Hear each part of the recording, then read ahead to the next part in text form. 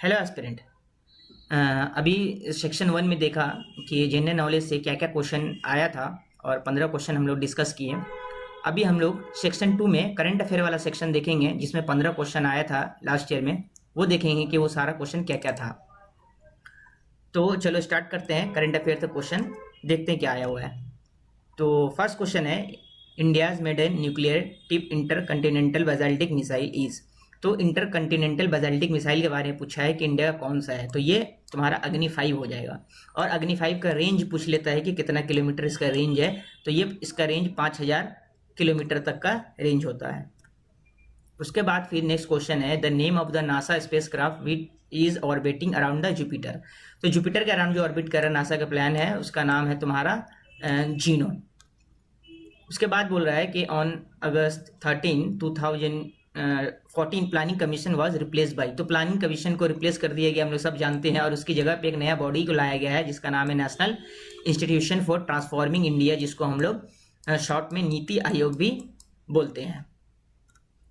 उसके बाद next question है, on 26 November 2014-18 SAARC summit was held in. तो चूंकि यहाँ पे 2014 में जो सार्क समिट हुआ था उसके बारे में पूछा है, तो उस टाइम पे तो हुआ था तो काठमांडू में हुआ था, लेकिन अभी करना क्या है कि अभी 2024 में 25 में, ठीक है, उसके बाद जो 26 में होने वाला है सारा समिट जो इंटरनेशनल ऑर्गेनाइजेशन का होगा, सार्क का होगा, एशियान का होगा, है ना, पैसिफिक रिम एसोसिएशन का होगा, जो भी इंटरनेशनल ऑर्गेनाइजेशन का समिट होगा उसको याद रखना है। क्योंकि अभी सार्क का पूछा है तो कल हो के वो एशियान का पूछ लेगा, कल हो के दूसरा बॉडी का पूछ लेगा।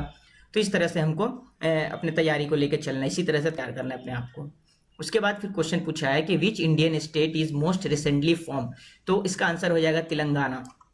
अभी हाल फिलहाल ही ये 2 जून और 2014 को ये स्टेट का फॉर्मेशन हुआ है, इसीलिए इस स्टेट को हम लोग क्या बोलते हैं, यंगेस्ट स्टेट बोला जाता है ना। उसके बाद फिर है, Roger Federer is associated with. चूंकि रोजर फेडरर एक टेनिस के बहुत बड़े लेजेंड है, सभी लोग जानते हैं, तो यहाँ पे आंसर हो जाएगा tennis. Roger Federer is related with tennis. उसके बाद नेक्स्ट क्वेश्चन है, who among the following scientist was associated with the theory of relativity. तो थ्योरी ऑफ जो रिलेटिविटी थी वो आइंस्टाइन ने दिया था। नेक्स्ट क्वेश्चन पूछ रहा है कि मैत्री एक्सप्रेस 2 विल रन बिटवीन। मैत्री एक्सप्रेस एक ट्रेन है जो इंडिया और बांग्लादेश के बीच में चलता है, तो इसका आंसर हो जाएगा option A, Kolkata to Dhaka, ये दोनों के बीच में ये ट्रेन मैत्री एक्सप्रेस 2 चलता है।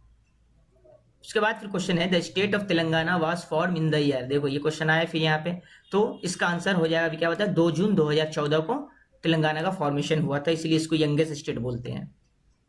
उसके बाद फिर पूछ रहा है कि the national bird of India. National bird of India peacock हो जाएगा। नेक्स्ट क्वेश्चन है, which national leader receive Bharat Ratna award posthumously in the year 2014। तो इसका आंसर हो जाएगा मदन मोहन मालवीय। और इसके अलावा 2014 में एक और बहुत ही फेमस पर्सनालिटी को भारत रत्न मिला था, और वो सचिन तेंदुलकर को दिया गया था। तो ये भी याद रखना है कि हो सकता है कि यहाँ पे ऑप्शन में इनका नाम हटा के यहाँ पे सचिन तेंदुलकर अगर ऑप्शन में आ जाए तो हम लोग को सचिन तेंदुलकर ऑप्शन टिक करना है। उसके बाद क्वेश्चन है, which will be the 13th major port. अभी चूंकि इंडिया में टोटल 12 मेजर पोर्ट है और एक अंडर कंस्ट्रक्शन है, ये बन जाएगा तो 13 मेजर पोर्ट हो जाएगा।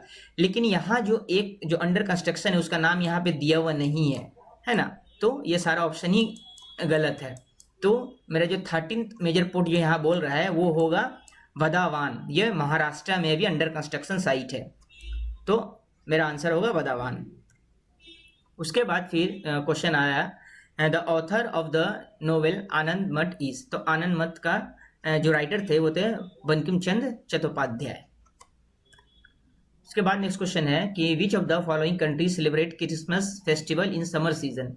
तो इसका आंसर हो जाएगा ऑस्ट्रेलिया में समर सीजन में ही क्रिसमस सेलिब्रेट किया जाता है, क्योंकि जो 25 दिसंबर आता है ऑस्ट्रेलिया में वो समर के टाइम पे आता है, गर्मियों के टाइम पे आता है, इसीलिए ये ऑस्ट्रेलिया होगा इसका आंसर।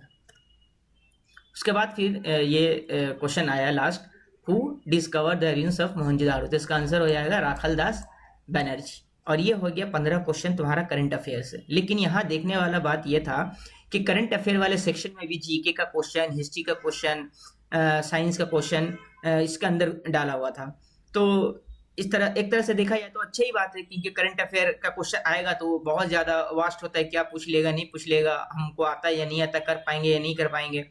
और तो उसमें होगा कि रिस्क हो जाता है। लेकिन अगर उसकी जगह पे अगर मान लें जीके का क्वेश्चन डाल दिया, तो ये हम लोग के लिए अच्छा बात है, क्योंकि ये सारा हम लोग तो ये हिस्ट्री में पढ़े हुए हैं, साइंस